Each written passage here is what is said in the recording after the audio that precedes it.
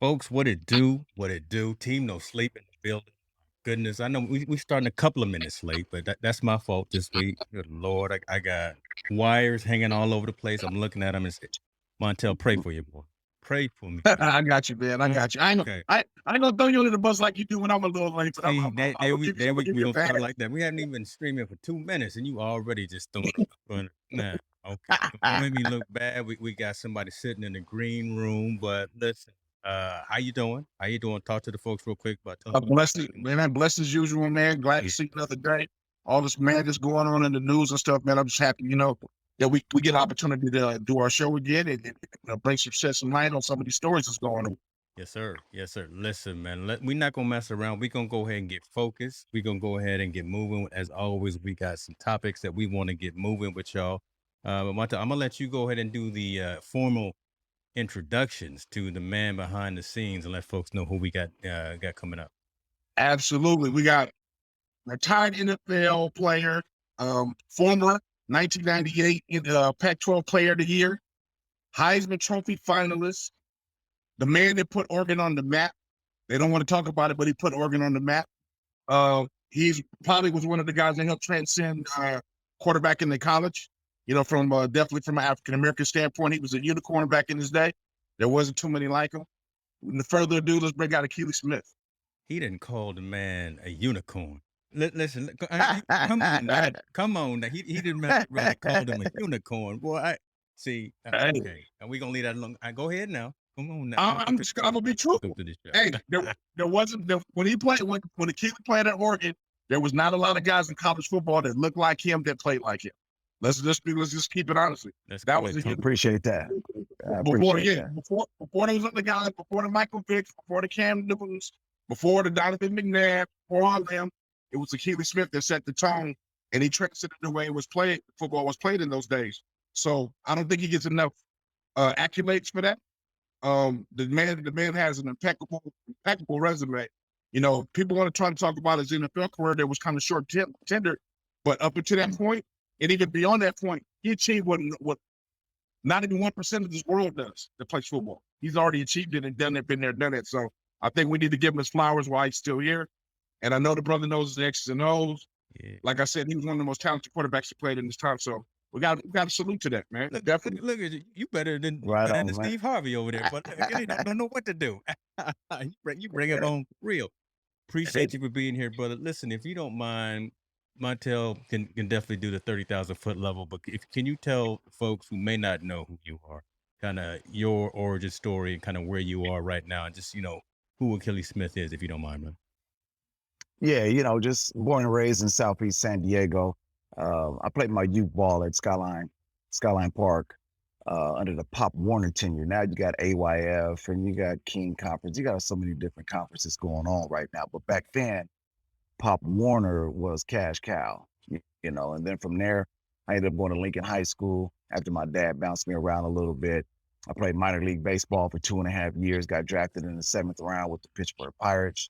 Once that was done, I came back to San Diego, went to Grossmont Junior College for 2 years, excelled there, ended up being the #1 quarterback in the nation at Grossmont Junior College.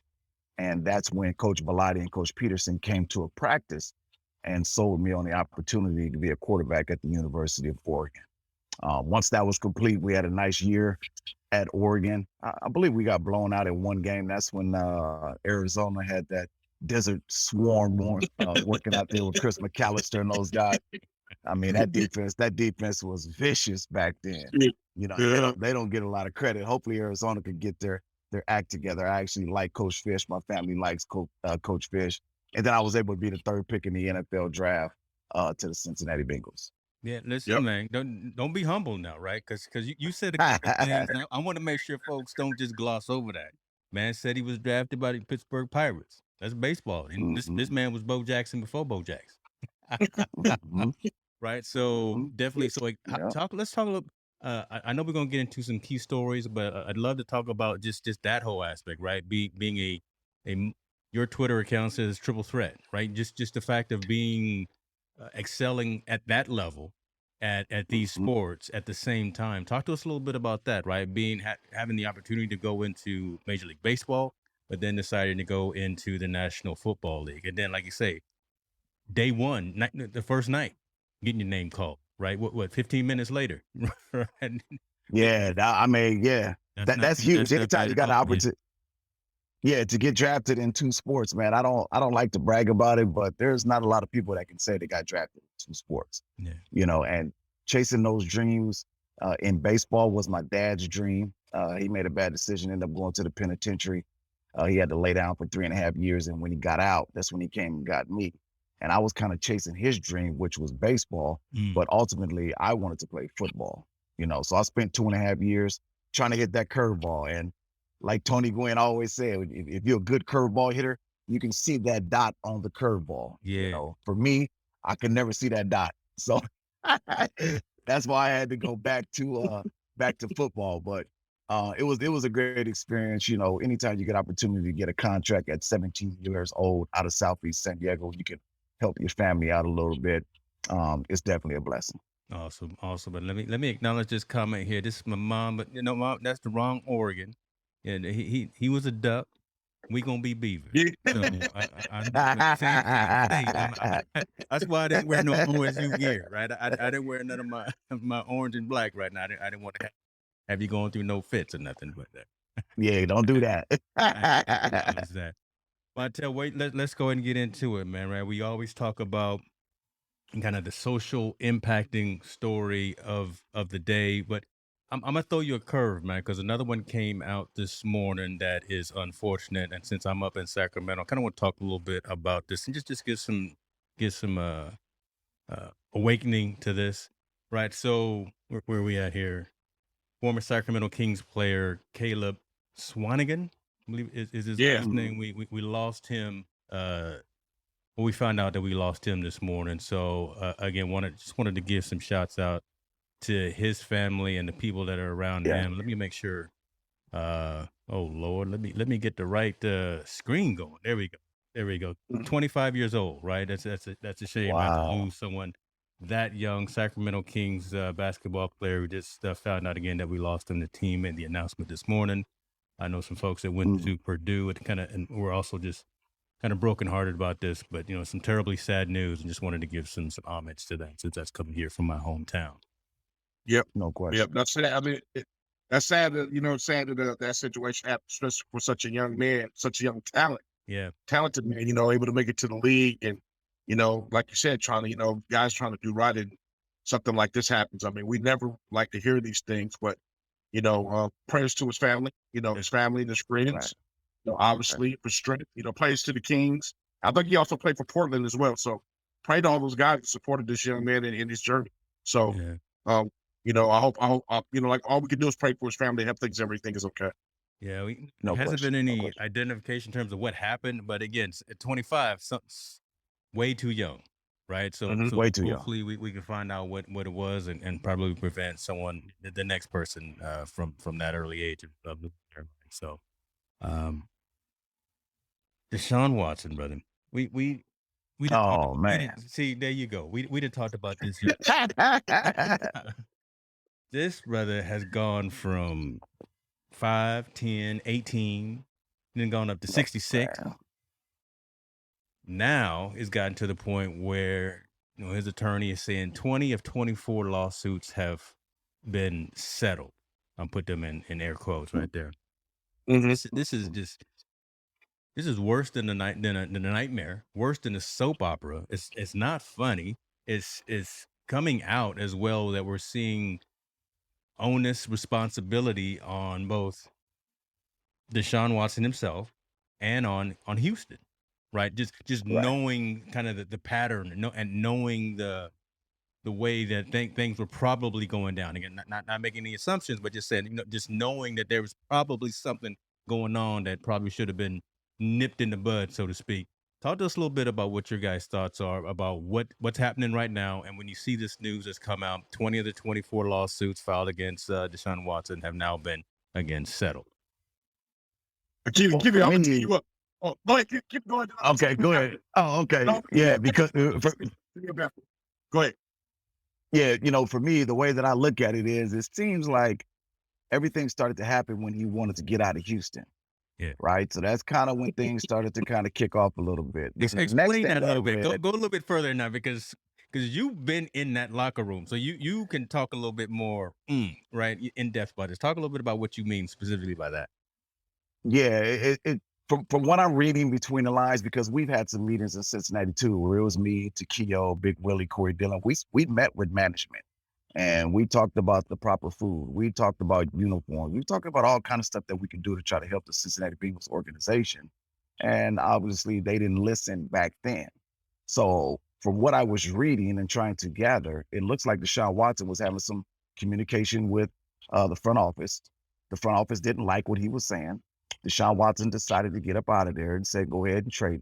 And then that's when everything kind of exploded a little bit. But now here's the caveat when we dive into this thing a little bit deeper. The lawyer that was going against Deshaun Watson was neighbors with the owner of the Houston Texans. Man. Right? So he's right down the street. Man. So what type of conversations are they having behind the scenes to try to blackball Deshaun Watson so that they don't have to pay him all that money that was guaranteed in his contract, right? So that raises a red flag for me. Now, I will say this. There are massage parlors where you can, get a happy ending. Let's just call it what it is, but for the amount of people that were coming forward, the amount of women, I don't believe that. And I think that's why 20 lawsuits were dropped today.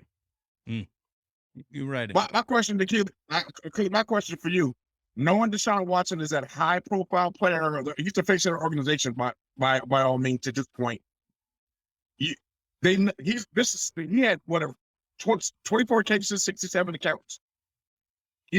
That in the front office of somebody has to know these allegations are bubbling somewhere on him before it comes to this head to the public in order to prevent it. I've always said that Deshaun Watson actually has an issue, right? He has a problem, whatever he's dealing with. But Houston either masked it or covered it up. So they're just as at fault as he is in this situation because they did nothing about it while he was a star player of the team. Am I right? And you are exactly right, because I read that about 2 or 3 weeks ago where Houston was sending some masseuses out to him and they were actually recommending some masseuses for him to go to. So they had to do something. There's got to be some other players on the team that was going to those same masseuses. But why was the Deshaun Watson? And I really believe he's that good of a player. He led the league in passing the last time he was on the field. And I think they were really upset that he was trying to get out of there. Yeah, I think it's all still from them trying to leave. I agree with you 100%. I just have a problem that his name, his legacy is being dragged through the mud. He's only not going to lose money, but lose time in the NFL. And it seems like the Houston Texans that knew about this, nothing is being done. Like the leader's doing nothing to them. When they knew he was exhibiting this behavior, they could have put a nip to it or a stop to it or addressed it with him to curb it down. They did nothing. They were like, so long as you're not a star player, you ain't got nothing to worry about. As soon as he says, I don't want to play for you no more, everything's going to everything hit the fan. You're this bad guy all of a sudden. You're this guy that we don't want nothing to do with. And they're just as guilty as he is. So I don't know why the NFL is not pursuing Houston in the investigation, saying, hold on, you guys know about this. You did nothing about it. Why aren't you giving why aren't you handling this like just as hard as he is? And that's the nature of the beast. I mean, emails must be checked. They got to check phone logs and all that type of stuff. Houston's got to be investigated. We'll see if they do that, because typically the NFL owners are always right. They made these roots at the owners' meetings. The GMs are sitting in on these meetings. We can dive into that another time as well. But this is what we're dealing with, as players trying to make a living in the NFL, and it becomes difficult when you go against that beast called the NFL. Wow. Let me ask this, man, because Akili, literally, you were in that same situation, being that, and let me be clear, right? You were a quarterback in the National Football League. You got people around you who are, well, this is my question that we've asked before, Montel, now. Don't you have people around you watching to make sure that, again, if you the starting quarterback for this franchise, that you got a squad that's saying, hey, man, you probably shouldn't be doing this. We probably should go we should probably go to this club instead of going to this club. All right. You don't need Yeah. 66 massage therapists. You only need 5. You know, at that level, at that position, Mhm. and again, it's been a little bit of time since you've been in the league, but again, you were literally at behind center in the same role with, I think, a support squad. Talk to us a little bit about why, again, there was nobody helping Deshaun with this type of thing before it got so much out of hand. I guess that's a question that I've had ever since this whole story has been breaking for us. Well, I'm gonna be quite frank with you. He probably has some people in his corner that was helping him and trying to persuade him to make the right decisions. But when you're the number one passer in the NFL and you're making 10, 15 million a year, sometimes you're not listening to those advisors and those people around you. You know, you get in your car and say, "Nah, I don't need nobody around me today. I'm going over here to the pursuits. Tell it like I'm it gonna is. relax. Okay. It's been a tough day. And I'll check back with you guys in a couple hours." You need me to drive you to the house? No. Yeah. I'm good. Okay. Yeah, I got it today. I'll see y'all tomorrow. Yeah, and they don't get no realer than that answer. That's the most realistic. That's the truth. You know, Wow. everybody has a nice team in their corner where you got people that's looking out for you and trying to make sure you're making all the right decisions. But then there's some times where you just want to be left alone to go unwind a little bit. And it looks like for him, unwinding was to get a deep tissue massage and do whatever he was doing behind closed doors. Wow. Now, I got a question on this whole scenario. So now they're saying 20 out of the 24 have been settled, right? So I'm sure there was an undisclosed amount of money. I have a problem with, people claiming sexual assault or sexual battery or sexual misconduct. To me, it seems like for a payday in this instance. Like, because if you really thought you were violated in the situation, you want to go to the extreme, right? The press. And I know he wasn't charged with any criminal charges. So now they're going to the civil suit. But I'm going to try to sell them for maximum. If I thought you really violated me, I want to go for the maximum. For 20 to settle all of a sudden now, I hate to say it, man, it sounds like a payday. Like it's a money chase in the sense that for at least those 20. I don't want to discredit there being, something being done to them or them being assaulted. But to me, on the outside surface, it looks that way. Hey, he did something. It might have been a profit for 20 minutes. Oh, now I'm gonna go get this payday. He sexually assaulted me. He did this. I'm not demeaning women, but I know women go in the club and they get their foot grabbed. They don't say nothing, right? Yep. They don't do anything, and there's nothing there. But now all of a sudden that they're in a situation with Deshaun Watson, it seems like it's been a payday, and it takes away from women that are really been sexually assaulted or really been sexually misconduct against. And it also makes professional athletes now have even a more of a guard up about doing anything with anybody, right? And get in this situation. Is that kind of a fair assessment? That's definitely a fair assessment. And then see, here's the thing. I wish that it was public record so we can see what that settlement was, right? Mm-hmm. That's what it's about. What was the settlement? Can we dig up those files to see exactly what it was? Because it's like this. You think about the youngsters that's in college, right? One of the ladies or one of the girls say he grabbed my butt of sexual harassment. He gets kicked off the team. Come to find out she was lying because he didn't want to be her girlfriend, right? Mm-hmm. So for me, it's like, okay, if this type of stuff continues to happen, at what point are we going to start to charge those females or males that are putting that person in that predicament? Because it's not right, especially when you're just going after money. Sabotage this man's career, sabotage his name. His kids is looking at him crazy. His family's looking at him crazy. And then all of a sudden, we settled. And now let's go back to playing with the Cleveland Browns. Everything is hunky-dory. It's just not, it's just not fair. Not fair at all. If they were to say, if they know it's testimony, I mean, that is a fair assessment. Depending on who's grabbing their butts. If they know the money's attached, I agree, man. I completely agree with that comment. That's Ron, who we had on the show a couple of weeks ago up in Washington State. So he's behind the scenes too. He knows a little bit about what's going on too with the league. Yeah, it's I just think it's sad, man. It takes away from both sides, right? It takes away from the victims that have that situation, and now it makes NFL players, the players in the situation, they got to be more cautious than anything for anything they do right now because everybody's out for it. Everybody's to get it done, and it sucks because their money is publicized, right? It's publicized. Right. It's publicized how much money he got. So now he's more of a target. We talked about it with the NIL thing. We'll go into that a little bit. I think hopefully we get a chance to go into that. I got a real deep concern about that, but I'm saying it's funny that these NFL guys can be targets, but like you said, the person that either claimed, lied, or it wasn't as serious as they thought it was, there's no repercussions for them at all. Yeah. Nothing. They just walk into the sunset and go on about their business. Nothing. It's not fair. It needs to be changed. And somebody needs to try to discuss that, because we got to put an end to that ASAP. We cannot continue to allow people to accuse X, Y, and Z of some type of sexual harassment. Then we start the case or whatever, we start the court case or whatever the case may be. We find out that nothing never happened, but his name has been sabotaged. Coaches are looking at him crazy. He's been dragged through the media. So now he's got to try to restore his name because of this lie that was fabricated by this individual. How do you think he's going to be looked at by the organization now? I mean, does Cleveland now look at him with a side eye? You know, that he's going to a new situation, or no? When did you tell him? I don't think Cleveland. I don't think Cleveland cares. They got a phone, baby. All you got to do is win. Listen, welcome to the dog, man. All right. So again, here I come out of right field. What does that say about us as a society, right? This man is accused of all of this stuff. Again, I didn't go into law. I'm into technology, but I'm just saying, what does that say for us as a society that, we out there now betting on sports, we out here now buying all the memorabilia, I may have to get some of your jerseys too. We're gonna talk about that in a minute. But we invest in our athletes, in our sports, in our entertainment. Fan is short for fanatic.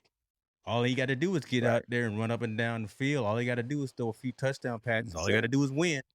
And next thing you know, Deshaun Watson could be in the next Pro Bowl. He could be right. I mean, we could just move on from this if we the most hypocritical people in the world. That's and people. We're just hypocritical. Yeah. And I throw your man under the bus, James, but they did it with Roethlisberger. God, as I was talking, I knew you was gonna bring up my Steelers, but right? I'm not got away with it. Him in particular. Right. He committed. He did this. They swept it under the rug as best they could. They tried to keep it out of the media. He was charged. It went away so quietly, and he just kept on winning. Yeah. No one ever brought it back up again. Ben's the legend there. Big Ben's the legend all of a sudden because he kept winning. The same shit. This is Deshaun Watson didn't even wreck nobody. He was charged with them massaging him, and he's been dragged through the mud like he didn't committed the worst crimes in the world. So I think, and I'm gonna say this bluntly, there's a race issue in there, a race connotation in there, and the fact that Ben did continue to win. The winning trumped everything in this case, whether you did a criminal charge or not. Unfortunately, it trumps everything. And Deshaun's still gonna have to prove himself as a winner to clear his name and put in the back burner. But he's been slandered all over social media and the news where Ben was so quiet. Some people don't even know Ben committed sexual assault and rape on this girl in a bathroom, in a restroom. At the end of the day, when you're talking about NFL owners or NBA owners or any owners of the big time organizations on planet Earth, it's all about the bottom line. Wow. They want you to win so that they can continue to make money. We'll sweep that under the rug. This too shall pass. And guess what? The show must go on. That's just the way it works. The show must go on. Good point, man. I agree with Ron right here. This comment. Remember, there's three sides. Yeah. Yep. No question. Good the truth. Yeah. Yep. I agree with that 100%. No question. That is crazy, man. Loving all the engagement, loving all the interaction with the folks that are listening and watching. Look, I see y'all over there on Twitter too. Come on over now. You can't leave comments on Twitter. Come on over to YouTube and hang out. Listen, we got first round draft choice Akili Smith in the building. We got Mr. Bengals, Mr. Packers. Hold on, where better yet, Mr. Oregon. He Mr. Duck. Call him Mr. Oregon. I talk about Oregon because I'm a Beaver. Listen, we're not gonna talk about Oregon. We'll forgive you. We'll forgive you for that. You all right? We'll forgive you. Listen, they gave my son some names. That's why we Beavers. I'll be there this weekend too, walking around campus. Just I'm gonna be out there seeing what's going on. But let's take advantage of the fact that we got you here. We can go through these topics and we will. They're kind of more short in terms of the discussion, but Montel brought up about NIL, right? And name, image, and likeness, folks. We talk about that on the stream a lot. You guys know we talk about that, but that wasn't a case that wasn't available to you, right? When you were playing. What are your thoughts? And Montel, I'll let you continue the discussion, but I want to be cognizant of the fact that we've got this man here. Now that the NCAA is letting star athletes be compensated for their name, image, and likeness, again, not something that you had the ability to take advantage of. But what are your thoughts about the whole process, the whole transfer port, everything that's surrounding that? And then I know where Montel wants to go once you answer this first question. We want to get a little bit more deeper into kind of the social pieces of that, but I'll let you talk about it. Well, right now we're dealing with college free agency, just like NFL free agency. It's college free agency at its highest, And one thing that Nick Saban said to me, and I actually posted on my Twitter, he talked about the collective, right? That wasn't what the NIL was supposed to be about. And with the collective, you have some of them programs that were able to beat the rules, if you will, a la Texas A&M. They found the loophole. They was able to beat the rules. They was able to sign one of the top recruiting classes in the history of man. And now we'll see if they can put that together and parlay that into a national championship. But again, until you go out there and win, like we said, you can get all them 5 stars, all them 4 stars that you want. Because a lot of the people that's doing the ranking and stuff like that, they never put on the jockstrap. Man, and when you get to leave Stephen A. Smith alone. Hey, look, and when you get to college, none of that stuff matters no way. They don't care if you're 4 or 5 star. You gotta put your jockstrap on. You gotta put your cleats on. Go get tape, or do whatever you need to do. Get your butt out there on the field and be ready to play. Man, that's truth right there, Mr. Riley. We see in the building. Listen, James Riley, he's got his kids. His sons are actually really well respected in the game of football as well, so he can relate to this conversation. But nice. Go ahead, Montel. I know you want to talk about it, right? Just the aspect of go ahead. Well, my problem with the NIL is just it's not structured right. It's not structured right, in my opinion. Right. I believe the same situation we're dealing with now. I've always said it from day one. They have not thought about the criminal element that's going to seep into NIL. Yeah. Because it's public knowledge all of a sudden now. And the schools have to report it, so it is public knowledge. So I'm saying a young man in Tuscaloosa who's a quarterback is now driving around in a $50,000 car. Come on now. There's not many people driving around a $50,000 car in Tuscaloosa. So what's going to prevent his homeboys or his friends or associates from back home from nabbing his grandpa and holding up for ransom to get money? I mean, we're in a day and age where there's desperate times and desperate needs, and this money is just out there so prevalent to 17. Actually, Mikey waiting for 16 to 18, 20, 22-year-olds. Where now we're not talking about here's a couple $1,000s for you to eat. We're talking about here's the life-changing wealth for anybody to get their hands on. And I don't think they thought about that part. I think the NCAA, since college was crying about it for so long, about we want to be able to pay our players and do all this, I think the NCAA said, go ahead, go free will with it, do your thing, and let's see what happens. We're not there yet, but I do believe there is going to be a social criminal aspect behind this thing, more prevalent than we know, because we got jealousy and envy on everybody, every team. There's jealousy and envy on every team.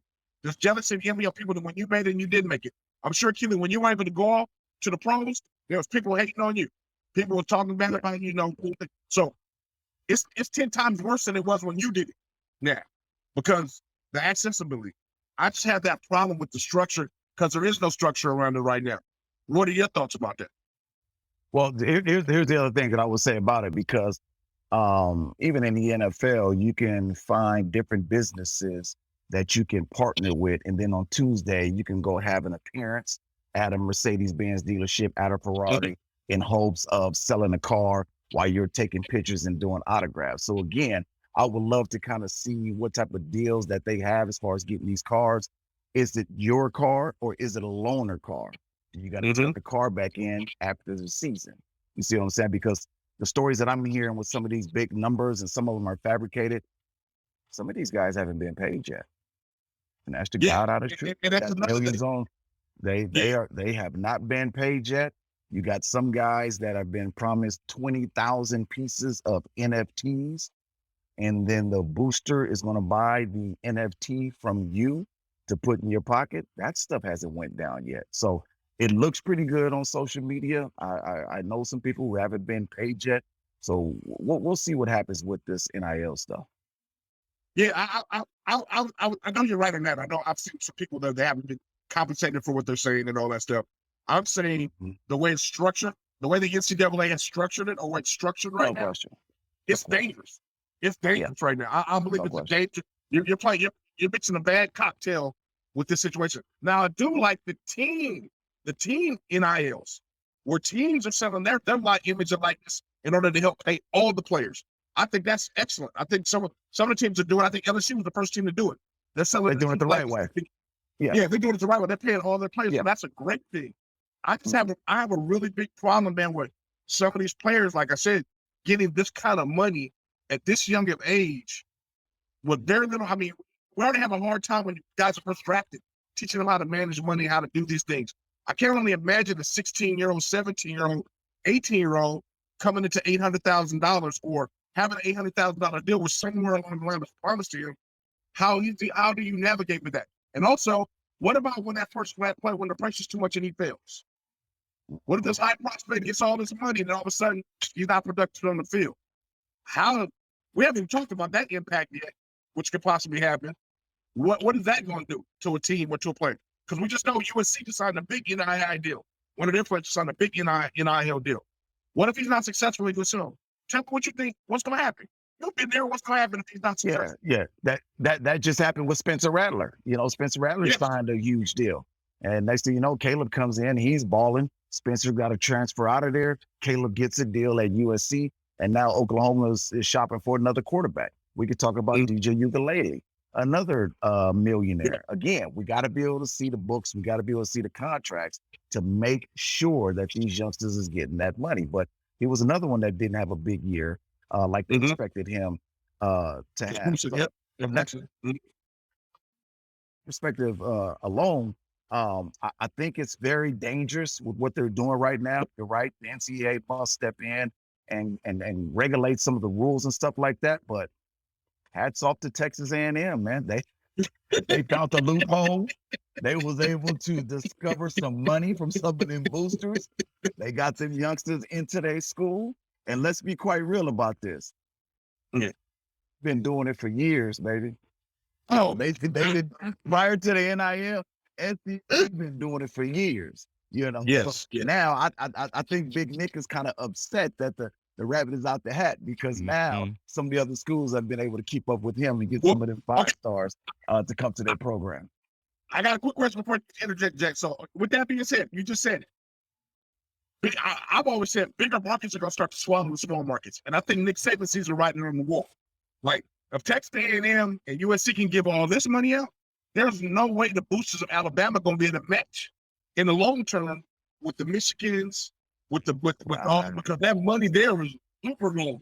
Tuscaloosa got long money because the football program, they got alumni money forever in Michigan, USC, and all this stuff. So I think Nick Saban saying, hey, longevity-wise, brother, I can't keep up with the Joneses because in a minute, it's going to be the highest payer. It's going to be who's going to go to the highest pay, right? It ain't going to be like, hey, I want to go there because I love it.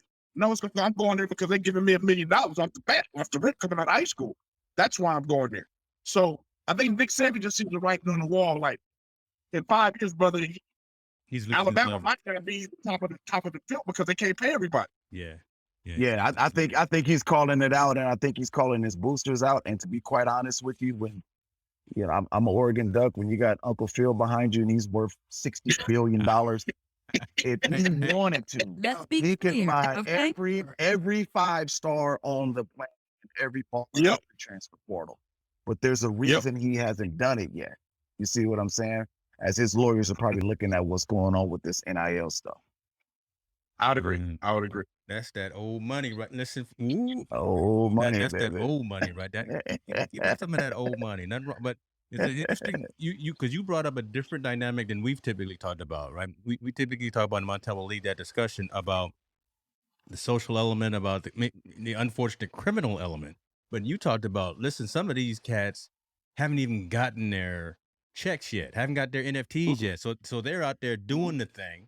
They're out there, filling up the groceries at the local grocery store. They're out there dishing out popcorn at the movie theater, waiting on that check to come through, and they haven't even got that yet. That's going to be a rude awakening, I think, as well, when some of them young athletes get on their social media accounts, get on their Twitter, and start talking about, hey, you know what, X, Y, and Z Mercedes-Benz company has stifled me on my 50. I'm just being devil's advocate on this, but we'll see how this all works out. You're exactly right, and it's happening right now here in California. We know several kids that have not been paid that play in the Pac-12 in the LA area. We know some kids that's in the SEC that haven't been paid. So we'll see if they get those dollars. But right now, like Montel said, I'm in total agreement. They have to clean it up. I'm asking, where are you getting this money from? What Deion? So we know Deion had one of the best recruiting classes as well. It's coming from a division, coming from a D1 AA. I've always said I think he's changing the landscape for HBCUs. I think he's leading them to get a TV contract. What he's doing, he's spearheading from them to get that big TV contract like the SEC and all them got. What do you think? How successful do you think he's doing with this recruiting thing? And I know he says he doesn't pay players, but I don't believe it. I know somebody's giving some checks for somebody for these top recruits to come to Jackson State. But how do you feel his dynamic and his contribution and what he's doing to change the landscape of college sports? How do you feel it's going to look in the next, 1, 3, 5 years from now? As far as he's concerned, I think he's doing a phenomenal job with the marketing. But we got to understand, we were a part of the Deion Sanders era when he was playing. This is who he is. He wants all the attention on him. And from a sponsorship standpoint, I mean, he's got Barstool, he's got Under Armour, he's got a ton of people that can get kids money if they need money to come to Jackson State. Now, was it $1 million? If he said it wasn't, then I'm in agreement. It wasn't. For the Hunter kid that actually signed with Jackson State, he said that it was a homecoming game that he went to, and I guarantee that band was bumping at halftime. All the fans was going crazy. I bet Jackson State was alive, and he visualized himself playing for Jackson State. Deion Sanders was able to talk to him about everything that he went through in the league and how he can help him transition into the league. And that kid couldn't turn that down. Yeah. He couldn't turn that down. You've been there. The gap. What's the gap? Division I AA and Division I. Is that gap shrinking or getting bigger? In playing, honestly, yeah.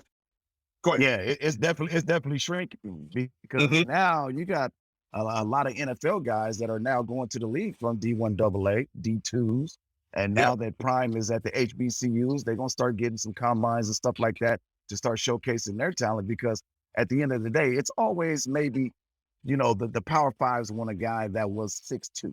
Well, maybe he was only 6'1", 6 foot, but he can still play. All right, so you got to go to the D2. Go to the D2, get bigger, stronger, faster, work on your speed, make sure your eyes are where it needs to be pre-snap and post-snap, and then you'll get that opportunity to play on Sunday. And that's exactly what's happening right now. Yeah, I believe your approach that Luis Perez is probably a great example of that. Luis Perez is doing this thing in the USFL. I think that, and I think parents need to listen to a comment like that. They need to understand. I talked to Shea McClure in Southern Utah. He was saying, you got to find the perfect fit, the marriage, the school that wants you and you want the school. That's where your success comes. When you have one or the other that's hesitant on each other, it's never successful. It's never successful. If the college don't want you and you want to go there, or the new coaching staff comes in and don't want you, you're never successful, and vice versa. If you want to be there and they don't, it has to be a perfect marriage when success kind of thrives. That's what I tell my quarterbacks all the time. Like, listen, there's a quarterback right now. His name is Jack Sears. He was at USC. He went to transfer to Boise State, and now he's talking about sitting this year out because he's in a portal, and a Power 5 didn't decide to take him. At the end of the day, the NFL recruiters are going to find you, but they got to have something that they can evaluate. When the ball is on the left hash, how many times did Jack Sears throw the ball clear across the field? Was it 10 times? How many times was he accurate? How many times did Jack Sears hit a bang 8? How many times did Jack Sears hit a curl route? How many times did Jack Sears throw a 50-50 ball on a goal ball? How many times did Jack Sears had to scramble, step up in the pocket, and make an awkward throw? All they need is something to evaluate.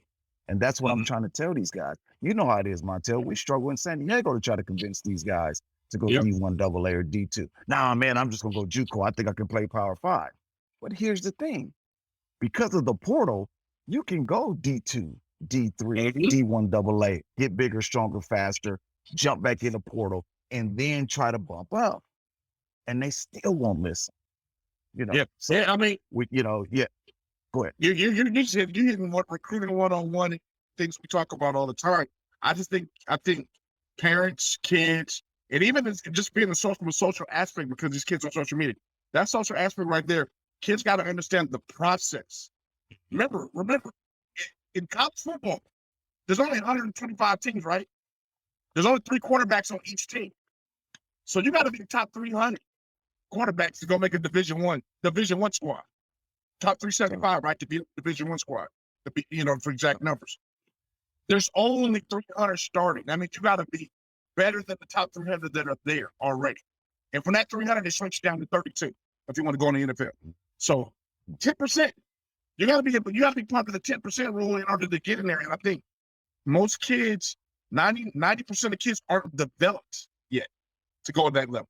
Like you were developed already when you went to that level. Most guys that are going at that level, those guys that you see that are freshmen starting in college, they're already developed. They're developed young men. Most of them, it takes them a year or two to develop, get the strength, get the speed, get the IQ that they need to do in order to perform and play at that level. And I think they don't see that. They just see stars. Most kids are just chasing stars. They're chasing stars. They're just chasing the opportunity. They're not chasing the process, what it takes in order to get there. And that's parents' fault. I think that's more parents' fault than it is kids' fault, because what you put in front of them is what they're going to go eat. I put college education in front of my kids, not football, not sports. Let's go get this piece of paper, because I know that's going to last you a lifetime. The sports comes on top of it. That's that frosting on the cake. I want the cake first, then you get the frosting all you want. You can eat as much frosting as you want after that. But we got to, I think that process got to really be understanding. It's really, like you said, I think, Akili, it's starting to fall into the social impact. It is falling into social impact because our kids are being hindered from getting college educations because they're chasing sometimes a dream that ain't going to come true. To be honest with you, it's not going to come true. No. And you got to always remember what the end goal is. The end goal is always the education. And the end goal is to be a pro or some type of ownership, whether you own a real estate company, whether you're going into the tech world or whatever the case may be. Because I tell my guys all the time, youth football, we're passing through. High school, passing through. College, passing through.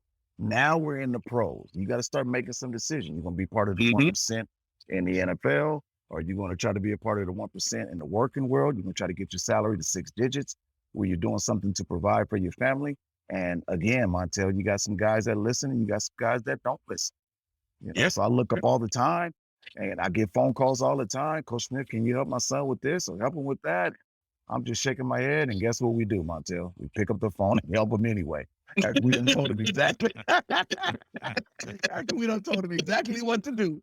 They don't listen, and just kind of so hard, we still try to help them anyway. So I stop doing what we're doing, man, and that's just what it is.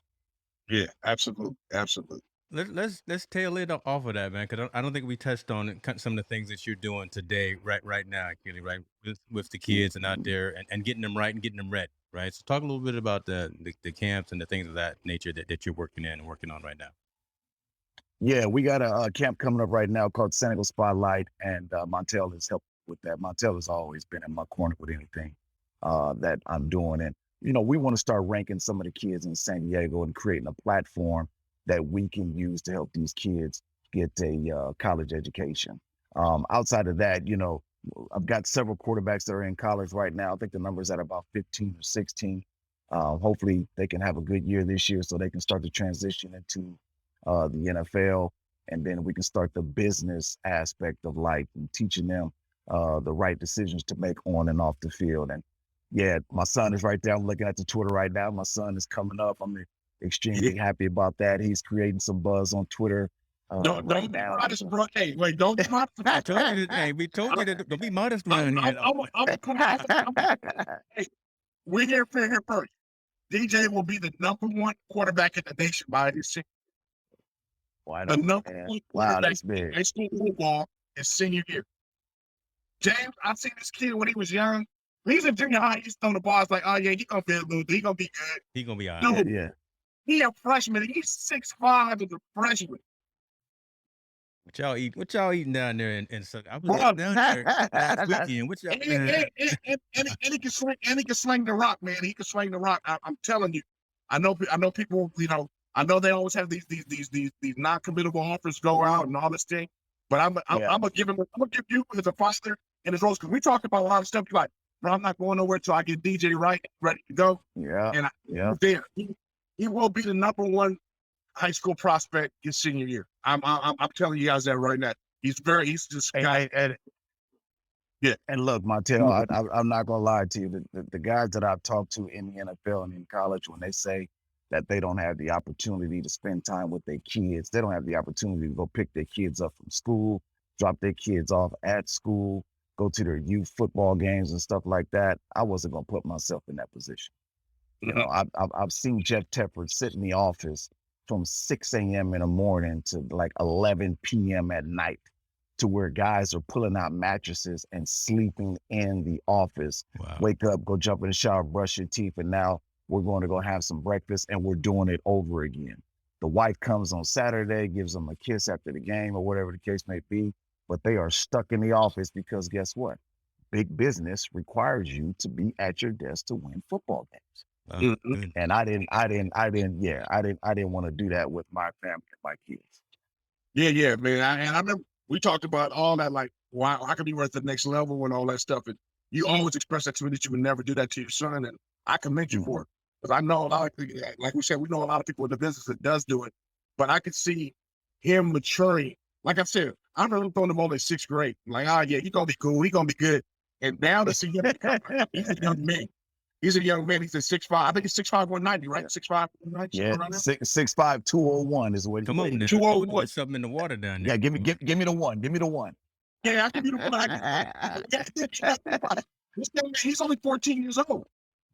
14. He ain't gonna 15. Oh, 15. He's not but 15 years old, about to get bigger, stronger, and faster. And man, I commend you for him, man. And I can't wait to see. I know you where you want him to go. I ain't going to ask you where you want him to go, but I can't wait to see him get all the offers he's gonna get and do his thing at the next level. I think he's gonna be a really good sight to see. We're gonna hear his name. I think we'll hear his name in the NIL not too long from now either, but he's definitely a special young man, but I have to commend you on that big time. Yeah, we got some stuff we're working on behind the scenes, but again, we're gonna do it right. It's time for him to start branding himself. He's got to trademark his logo. He's got to go to GoDaddy and purchase that. You know, we got to talk about the life insurance and putting his money in the right place and all that type of stuff. So yeah, we definitely gonna educate him to make sure he's good to go. Man, that's doing it the right way, right? So we could go for like 2 more hours. Just again, as I started, bring me back anytime. Behind him, and you're just such an interesting case, because again, you were there, right? Again, the night one, you got your name called, right? And so you have been in those rooms, you have been on the field, you know all of the lights, camera, and action, and all that, and to have you as a father talking to a son who's going to come right up behind you, that's just an interesting situation. So shouts out to you and kudos to your family, right, for that work right there. I wanted to bring this comment up because, again, Mr. Riley is down in your neck of the woods as well. He says his son realizes he made the wrong choice when he chose his first D1 program, but he got that degree and has jumped into the portal, selected another place to finish his football career. Education first, sports second. No question. Yeah. No question. Yeah. Good job right there. I believe in that moniker. I always believe in that moniker because I like to play the long game. You know what I'm saying? I know for a fact how hard it is to make it to that league and then to be sustainable and really to make money in the league. You got to be there for what, 5 years now before you get pension, right? I think it's 5 years. 4 years. Yep. 4 years before you get pension. So you got to be on the active roster for 4 years before you get that long-term money in the NFL. I don't think people understand how hard that is to play at that level and sustain it for 4 years. Like it's really hard to be that guy for 4 years. Even if you're gonna be a bench player, it's very hard. So I always tell kids, you know, make sure you figure out how to get that piece of paper, because take that money and go invest in something or build your own business or set yourself up for life with your education behind it, where you can work for the next 20 years, but you have that big nest, that you have a nest egg behind you. It's hard though, because that's a hard conversation to have with a lot of young people, because they all think they're gonna make it. That education thing is the one key that gets us on the playing field with the machine. You know what I'm saying? The machine, like with the other people in the economy, the other society. That education gets us on the playing field. It doesn't make us equal, but it gets us on the playing field. We know what happens when you don't have that education, right? No You question. the cracks, No but most of them stay down in the bottoms, and have to take penitentiary chances on order to make life work. Right? We don't. And look, I had an opportunity to see Olave this weekend at San Diego State. Obviously, he's from San Diego. His dad grew up in Skyline, the same area that I grew up in. And I said, if I had any advice for him, take your signing bonus and put it up and live like you don't even have it. You can put that in life insurance or whatever. You can draw a salary off of that, and you'll be good to go. Your parents' money, your salary for the year, and all that old type of stuff. Okay, that's what you can kind of function off of. We can get our houses, we can get our cars. Let's start a business. Don't go too crazy, but at the end of the day, put that money up, because I always look at Bobby Bonilla. And that Bobby Bonilla contract is one of the best contracts in the history of man. Money, boy. That man. My goodness, great. That was genius right there. I'm looking at Lee Steinberg right now, like, Lee, what I did that? That was bad. That's the baddest contract ever. There should be some college courses on that. There really should. That's a whole nother topic with the indoctrination and all that stuff. Let's touch base on that in about 45 days. But yeah, that should definitely be a college course. Absolutely. Man, hey, Akili, first and foremost, brother, thank you so much for coming on and sharing your knowledge. That's one thing. Two, man, congratulations on being inducted in the Junior College Hall of Fame. That's number two. Number three, I'm gonna peel a little scab back, and I'm gonna talk about how disappointed I am in the ESPNs, the CBSs, and the Fox Sports, because I don't know if they've ever reached out to you, but they haven't reached out to you hard enough to get you on to be a guest analyst. And I think your resume speaks more value than a lot of guys that are on there. You're better than your resume is better than the Brady Quinns. It's just as good as the Matt Miners. He's got the one national championship. It's just as good as the Matt Miners. What's the boy from Washington State, Ryan Lee? Your resume is way better than Ryan Lee's. Boy, you know, hey, go ahead on drop a name. No thing about I'm being honest, because I think all those guys, not only did they get their roses, but they got an opportunity. You know what I'm saying? They get their opportunities to go on Saturdays to talk about sports and how to break it down and break down plays. And I think my man's resume speaks just as more powerful, but that extension hasn't either been handed out or hasn't been handed out hard enough for them to attract you to at least come on Saturdays, where you can come and drive out to LA and do your thing. You're not in the back. You're not in some backwoods place. You're right in the Los Angeles, greater Los Angeles area, greater area, Southern California, where they can pull you. And I think you don't get the kudos but you do for your accomplishments, man. And I really do. I mean that from the bottom of my heart. I think you transcended a lot of things and opened up a lot of doors that people don't want to give you credit for. And like I said, Oregon owes you everything, because you put them on the map.